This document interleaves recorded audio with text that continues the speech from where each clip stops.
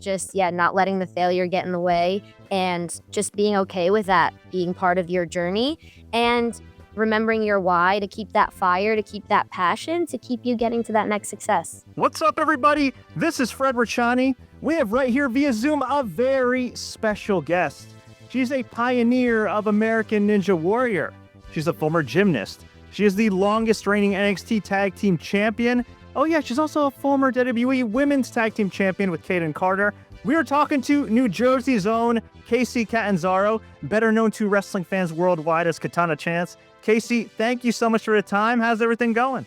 Wow, what a nice intro. Thank you. I'm doing amazing and so excited to talk to you. Likewise, thanks so much for hopping on. I know you just had a very busy European tour, and right after that, WrestleMania 41 weekend, a lot of media commitments, meeting a lot of fans. How's your body and mind feeling after that whirlwind?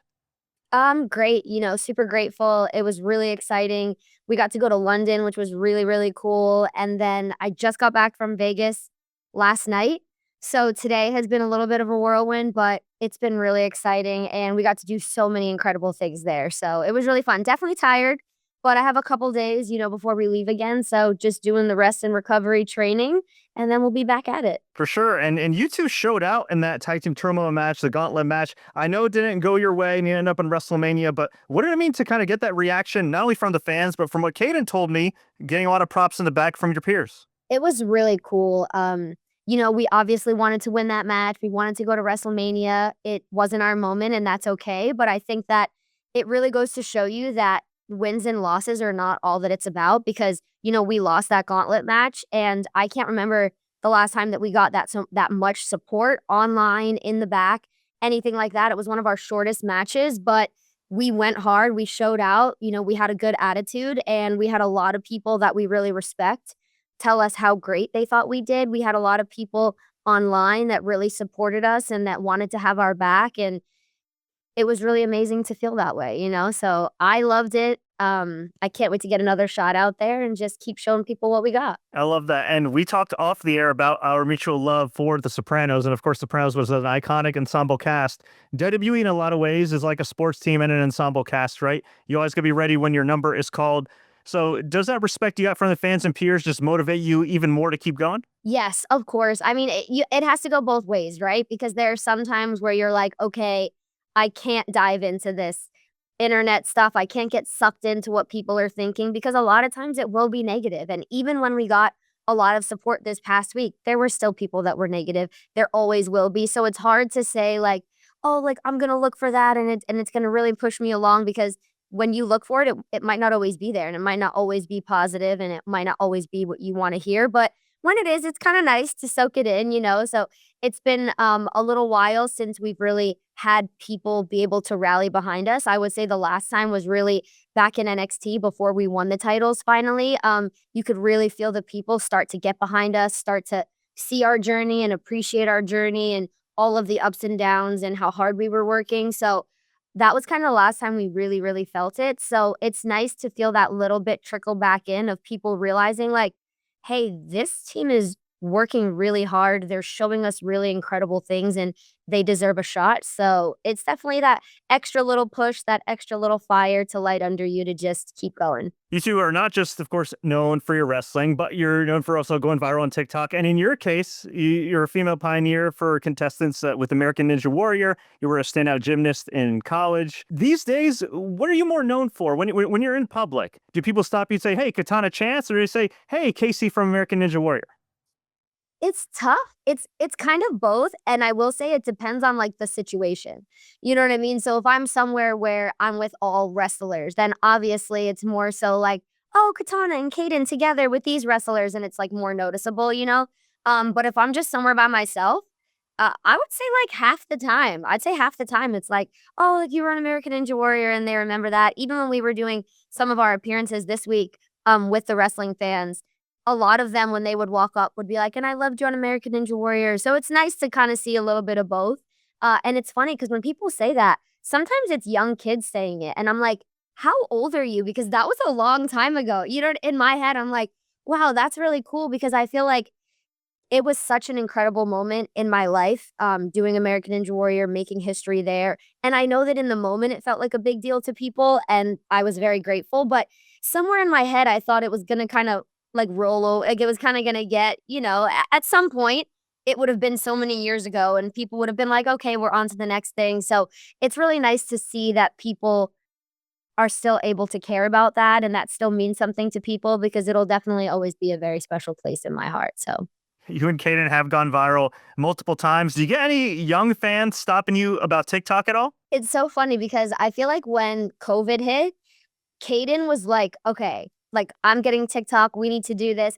I wasn't against it, I just wasn't, like, fully on the train, I wasn't, like, as, gung ho about it as she was, and I'm like, "Okay," we started doing some fun ones, and then I'm like, "Alright, I'll get one, we'll go back and forth, we'll do some fun ones." She was definitely, like, the driving force behind it, like, "No, this TikTok is so cool," and then once I got it and we started doing all these fun videos, I'm like, "This is really fun," it almost, like, helped during COVID too because it was such a rough time that we would get together and make these videos, and it just gave us something fun to do, to be together and bond with a couple of our other friends where instead of kinda sinking into that COVID hole, we were like, "Alright, this is, like, something to get up and get ready and get dressed for and have fun and have other people laugh and make other people happy during such a difficult time." So, that's where I kinda, like, fell in love with it. She definitely more so like, when we're standing in line or something and someone will be like to her, "I love your TikToks," and to me, they'll be like, "I loved you on Ninja." So, like, it's cool that we each kinda have our own thing, and then we have things that we do together,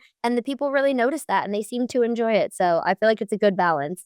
Definitely a good balance, and you've certainly lived quite a professional life. Now, a lot of people know, of course, you went from American Ninja Warrior to WWE Tryout, but what some people may not know is that you also did stunt work roughly 10 years ago for Maze Runner. So at that time, were you looking to get into acting and stunt work, and was that on the table for you as a career before you decided to dive headfirst into pro wrestling? That's so funny. I don't think anybody's ever asked me this or even known that, so you might have done some good research. But when I was doing American Ninja Warrior, a lot of the ninjas at that time were stunt workers because it just made sense, like the crossover, a lot of them were athletes, parkour, runners, rock climbers, and stunt people. And so getting into American Ninja Warrior, it's not something I'd ever thought about before 'cause I loved Ninja Warrior, like, that's what I watched growing up, that's what I wanted to do. When I finished my gymnastics career and needed something new, like, that was my goal, and then when I really got into it and started training with the ninjas, they were doing stunt work, and they were like, "Wow, like, you're really small, you're athletic, like, sometimes that could be a really good, like, niche for stunt people, and would you be interested?" And I was like, "Yeah, of course, like, I'm down for" and at that point, I'm like, we're training for Ninja full time, but you're only competing a couple times a year. So I'm like, yes, definitely looking for stuff to get into. I always love a new challenge. And so it was some of my ninja friends that had gotten me into doing some stunt work, which was really, really cool. And then I also was able to do Stone Cold's Broken Skull Challenge, which was really, really fun. Got and I loved meeting him obviously before I was in WWE, so, like, that was really cool. And then when WWE came to me, I had watched wrestling growing up, but I had never, like, watched it and thought to myself, like, "I can do this." Like, I'm so tiny, like, all the things in your mind that hold you back, so when they came to me, I was like, "You want me in the ring? What do you mean?" Like, this was, like, 8 years ago. Well, actually, no, this was, like, 10 years ago, I would say. And, because when they first came to me, I wasn't able to go. I was still under contract with American Ninja Warrior. WWE wanted me to do Tough Enough, which is another reality show, so I wasn't able to, like, do Ninja, which was a reality show, and Tough Enough. So I had said I can't do it. They came back the next year, and then finally after that, they were like, "Well, you don't have to do Tough Enough. You can come to the performance center and see it for yourself, if you're not able to do the reality part of it." And so that's what really brought me into it. I needed to feel like I was ready to leave American Ninja Warrior. I did it for 5 years, and it was such a huge part of my life that I kinda needed to go on my own terms. And so when I felt like I was ready to kinda step away to something new, that's when I went to the performance center. They had said they were doing their own, like, women's evolution. They wanted me to see the Mae Young Classic, which was the all-women's tournament, so that was really, really cool, and then, the next year, I was in the Mae Young Classic, and it was just, like, Craziness. I would imagine when you were getting into WWE, it's a brave new world. You're like, what the heck is going on? But was there anybody that you trained with or got to know that kind of helped you along the way? Somebody that you kind of looked up to and said, all right, you know what? They're setting the precedent for me to succeed. Yeah, it's so interesting because, me coming in, not having any wrestling background before, and like I said, I had watched wrestling growing up. Me and my sister, she's 2 years older than me, Jess, like, we loved watching. We'd watch it in our basement and, like, wrestle around, like, we loved it. And then, when I went on my gymnastics journey on American Ninja Warrior, I wasn't as involved. I didn't know who was there or what was really happening. I had my favorites growing up, but I was just on a different path. So when I got to the performance center, I've said this before, right now, if you go to the performance center, there are tons and tons of athletes that came from a different sport that came in together that, they have their group and now it's very normal to be at the performance center and not really know anything about wrestling. Whereas when I came into the performance center almost 8 years ago now, it wasn't very normal. There were a few, and there are a lot of superstars now that started at NXT like I did, and they were definitely big inspirations to me, like Bianca or something like that, where they came in as an athlete and they were built up at the performance center. So that was nice to see. But it was very, it was very, very difficult coming in. My class that I started with, they had been wrestling for like over 10 years each. You know what I mean? Like, I came in with Candice LeRae and War Raiders and Spud and people that, like, had been wrestling forever, and I was very much like, "Okay, like, what am I gonna do here?" Like, "Okay, I'm just, like, learning the roles and learning all of these things." So, it was definitely really tough, but I will say, having Candice in my class really, really helped me. Obviously, she wasn't in my class for long because, like, we did the beginner and then people got moved and she was so experienced, but coming in with, like, over a decade of experience, she was so good to me, and she definitely helped me feel really comfortable even when she didn't have to. You know what I mean? Like, she had been wrestling for decades to get to this moment, to be there, and then, like, here I come. She didn't know who I was, she didn't know why I was there, and she was very, very good to me. So she's definitely someone that I've always looked up to. She's a hard worker. She worked very hard to get there. She continued to work hard once she was there, and she was always very, very kind to me. So she's definitely someone that, like, has a special place to me. That's great. Shout out to Candice LeRae. And yeah, I don't think a lot of the younger fans may realize, right? She's obviously had a number of women's wrestling matches, but prior to going to WWE, I think she had more matches with men. So she really paid her dues on the indies before getting there. So, hey, great to learn from a veteran like her, right? I'm sure she passed along a lot of knowledge and helped you along the way.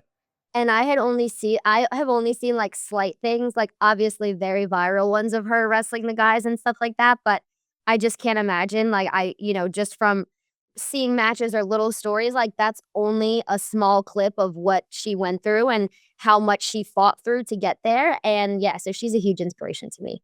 As for you, so you cut your teeth in NXT, you did the Mae Young Classic, you were a singles for a while, and then you eventually got teamed with Kayden Carter. Was there any point in time where you really, I know you're always learning, but was there any point in time where you really feel like it clicked and you had like an aha moment, like, okay, I'm really starting to get this now. I really can make this a career.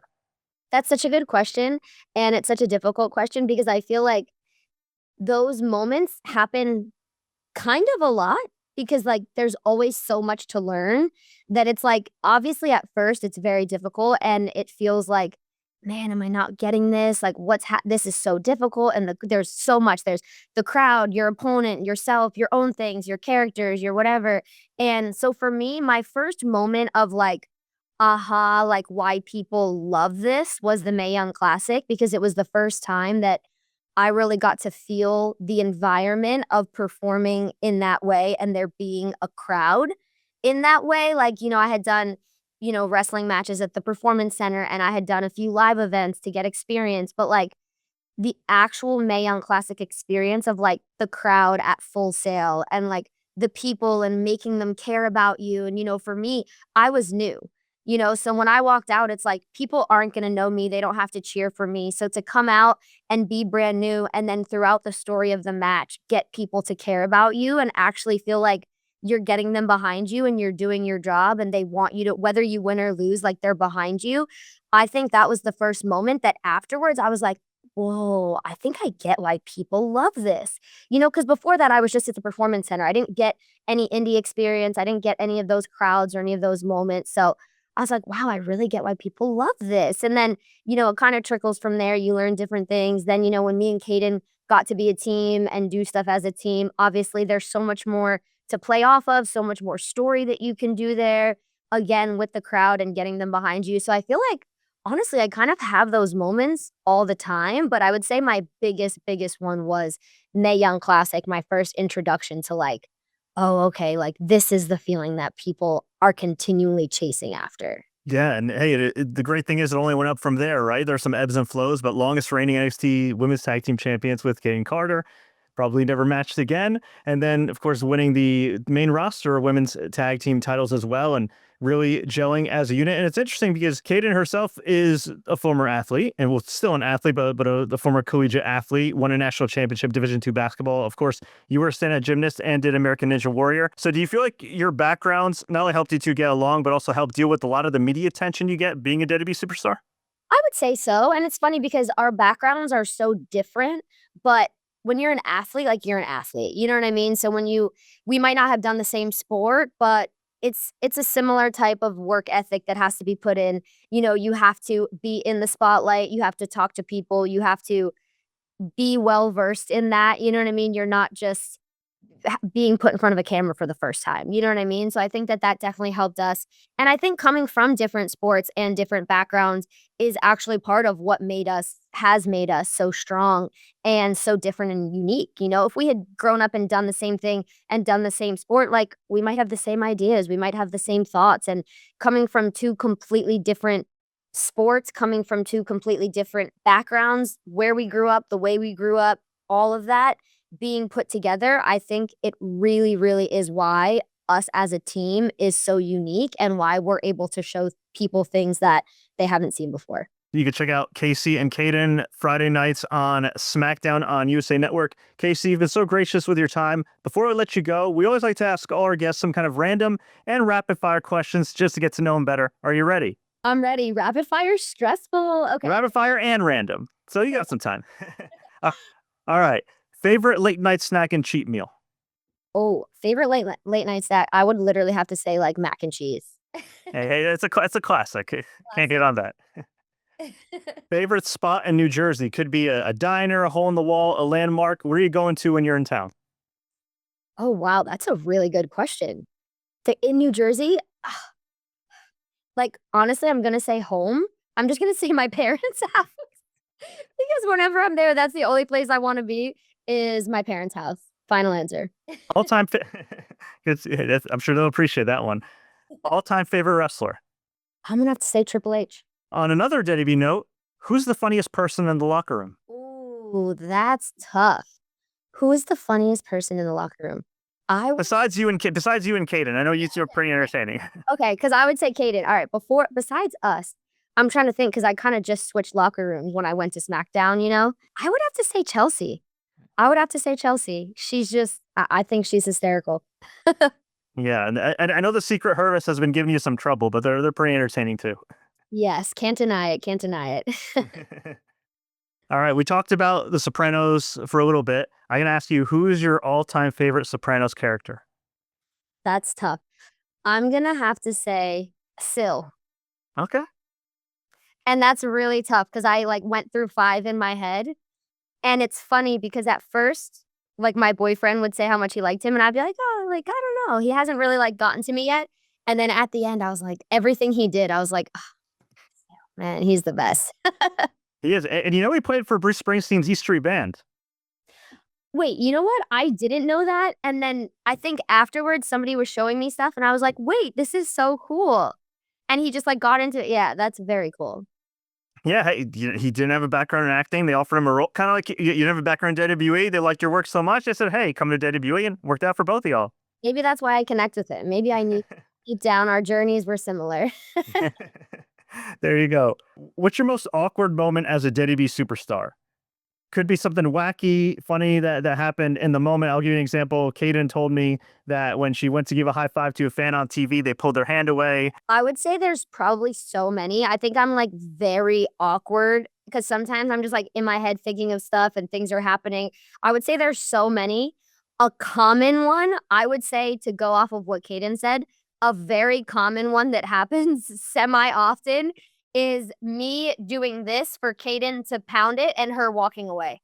That happens, like, not often, but it has happened a good handful of times where, like, say, depending on the entrance or, like, the time they give us for our entrance to get out there, and then, like, usually we stop and do this pose, but maybe a camera's there and I'm like, "Alright, cool, we're gonna do this pose," and then she's gone, and I'm like, "Well, alright, cool." Like, I would say that that's happened a good amount of times, other than, obviously, like, within matches, random things happening, but I feel like that doesn't really count because 'cause you're, like it's then not awkward, right? It's just you're in the moment, so I would say, yeah, definitely, like, during the entrances, and I've definitely had fans too do the same thing where, like, they have their hand out, you're going to give a high five, and then they pull I'm like, "Okay, like, I'm a good guy, like, why are you trying to make me look dumb?" You know what I mean?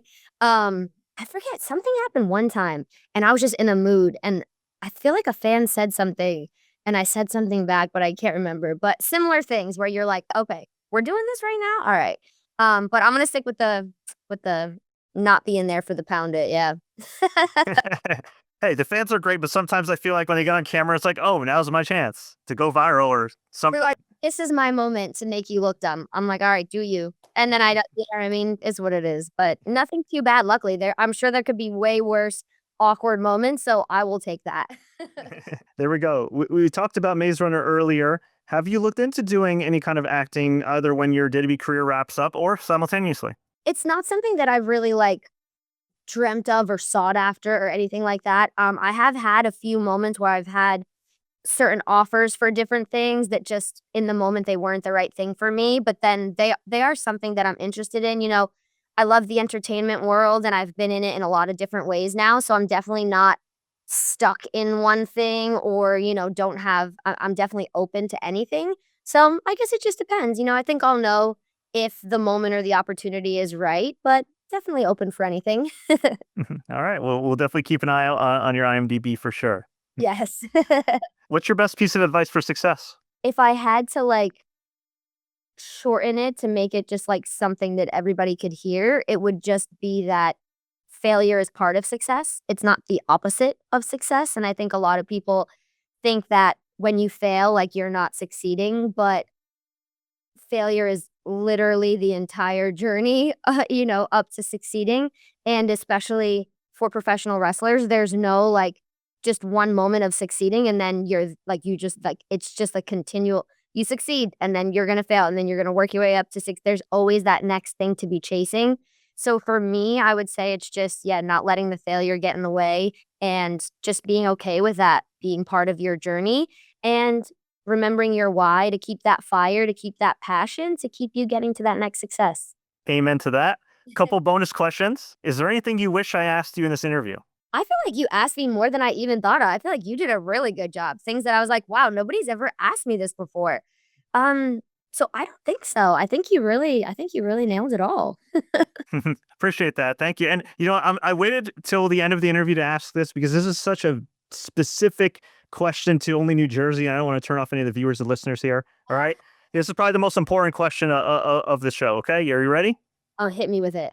All right. Pork roll or Taylor ham? I was like, "What are they gonna ask?" I say Taylor ham. All right. I say Taylor ham. What about you? I say pork roll, but it's okay. Actually, it's funny, my dad has a shirt that my sister gave him, and it's, like, fighting they're, like, they have, like, boxing gloves, and it's, like, Taylor ham and pork roll, and they're, like, fighting over which one it is. I say Taylor ham. I'm like, "Taylor ham, egg, and cheese on a bagel. Dream." There you go. There you go. Actually, if I may, just one more other question just popped in my head because you talk about how you came from a different background from Kayden Carter, who's Filipino and black. You're Italian. Your boyfriend is Moroccan. A lot of very multicultural there. So have you picked up any languages since hanging out with those two? You know what's funny is I said I before we went on air, we spoke earlier that my boyfriend speaks like 4 languages, and I'm like, "I'm barely speaking English over here." So the answer is no, but I think that I think I wanna learn Spanish because I feel like a lot of people around me can speak it, and so I just need people hit me with it, like, "Where should I go? Is it an app? Is it a book? How should I learn it?" Because I feel like I should know more than 1 language, and that should be my next goal. All right. Well, hey, I believe in you. You've succeeded so far. And look, WWE just bought AAA, so wouldn't hurt if there's an opening there, right? To do some shots. Okay, you're right. Okay. Well, then I need to get on it ASAP. So hit me with it. Where is the best, easiest, most fun way to learn Spanish? Let me know. All right. We'll put it out there. We'll get you the information. Yes, please. Amazing. Well, Kacy, thank you so much for your time. It was a pleasure learning about your journey, learn about your background, and all the great work you've done up to this point. Before we let you go, where can fans find you online, and where can we find you next? Oh, well, thank you. It has been so fun chatting with you.